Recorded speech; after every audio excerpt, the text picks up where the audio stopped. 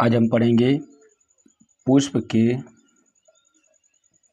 नर जनन अंग। इसके पहले के पार्ट अगर जो कोई नहीं देखा है प्ले लिस्ट में जाकर देख ले। उसमें देखिए क्या है, नर जनन अंग। पुष्प के नर जनन अंग कौन सा जाएंगे हमारा? पुंकेसर। पुंकेसर के कौन कौन से भाग पाए जाते हैं हमारा?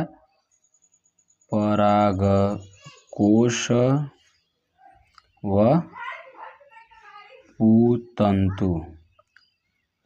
ये हमारे क्या रहता है? पुष्प के नरजनन अंग या पुंकेसर या कहा जा सकता है कि पुमंग।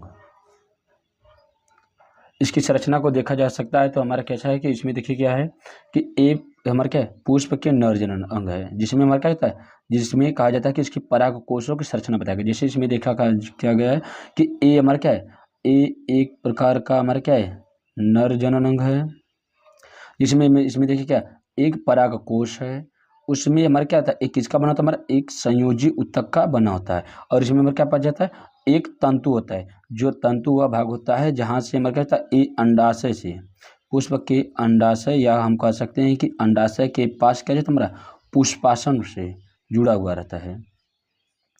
उसके बाद क्या जाता है हमारा, ये क्या जाता है हमारा वाह्य दल और दल के मध्य पाया जाता है। और उसके बाद देखिए हमारा क्या नरजनन अंग होता है। इसमें देखिए क्या है कि अगर इसके एक भाग को देखा जाता है तो ये जो परागकोश होता है इसके मध्य में हमारे क्या जाता है, दो कोष्ठक पाए जाते हैं। ये दोनों कोष्ठक मिलकर कितने, 4 कोष्ठक का निर्माण करते हैं। कितने? 4 कोष्ठक का निर्माण करते हैं। 4 कोष्ठक हमारा क्या हो जाता है, इसके देखिए एक भाग को क्या कहा जाता है, इसके अनुप्रस्थ काट को देखा जाता है तो कैसा दृश्य दिखाई देता है हमें। इसमें देखिए एक संयोजी ऊतक होता है, एक पराग, इसमें क्या, जब परागकोशों को क्या कहा जाता है, उसके अनुप्रस्थ काट को काटा जाता है तो इसमें क्या दिखा जाता है हमारा, परागकण।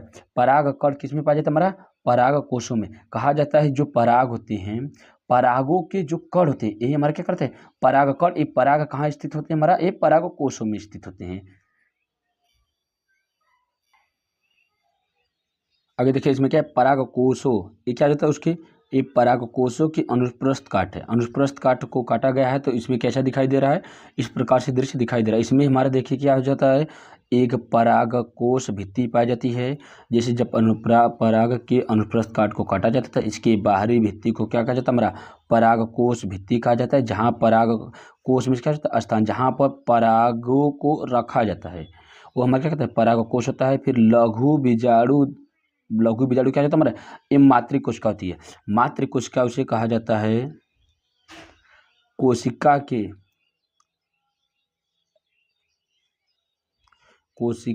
के प्रथम भाग जो विभाजित होकर संतति कोशिका का निर्माण करती है। ये क्या कहते हैं हमारा, विभाजित होकर किसका निर्माण करते हैं हमारा, संतति कोशिका को बनाती है। इस क्रिया में हमारा क्या होता है, कोशिका का विभाजन होता है। क्या होता है हमारा, कोशिका का विभाजन होता है। तो इस प्रकार से हम देखते थे क्या होता है, ये लघु बीजाणुधानी, ये हमारा किसका भाग होता है, हमारा नर जनन का भाग होता है। पुष्प के नर जनन भाग होते हैं जो मातृकोशिका का बनते हैं। अब एक मातृकोशिका विभाजित होकर क्या होता है, हमारे संतति कोशिका का निर्माण करती है। इसमें देखिएगा उसके बाद टेपिटम होता है। टेपिटम क्या करता है, इसमें परागकोशों को क्या करता है, ये पोषण प्रदान करता है।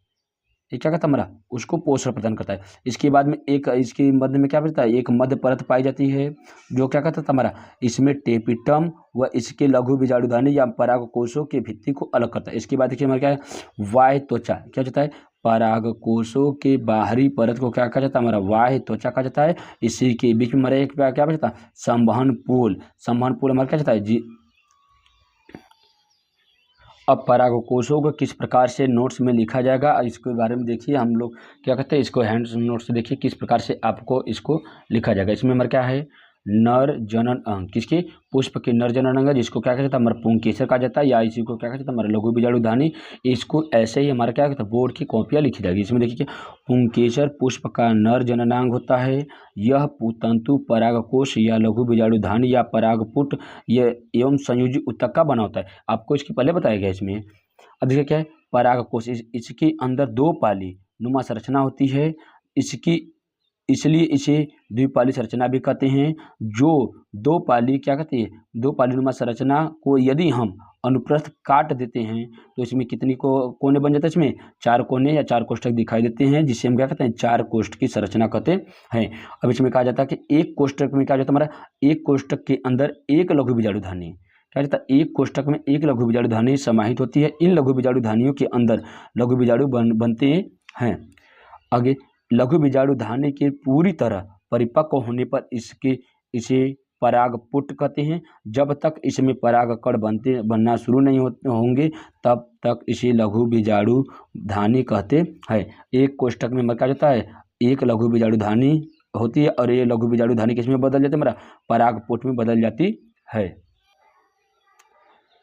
जब परागकोश क्या जाता है, जब परिपक्व हो जाता है, क्या कहता है जब पूर्ण रूप से परिपक्व हो जाता है इसकी वाय भित्ति क्या जाता है हमारा फट जाती है। जब वाय भित्ति फट जाती है तो इसके बीच में उपस्थित जितने भी हमारा परागकण होंगे या मातृ कोशिकाएं रहती हैं धीरे धीरे क्या जाता है ये यहाँ से जैसे ही फट जाती है, परिपक्व होकर फट जाती है, वहाँ से परागकण क्या कहते हैं बाहर गिरना शुरू हो जाते हैं, बाहर निकलना शुरू हो जाते हैं। तो ये अलग अलग ये मातृ कोशिकाएं बाहर जाकर क्या कहते हैं एक अलग अलग प्रकार के जीव का पौधे का निर्माण करती है।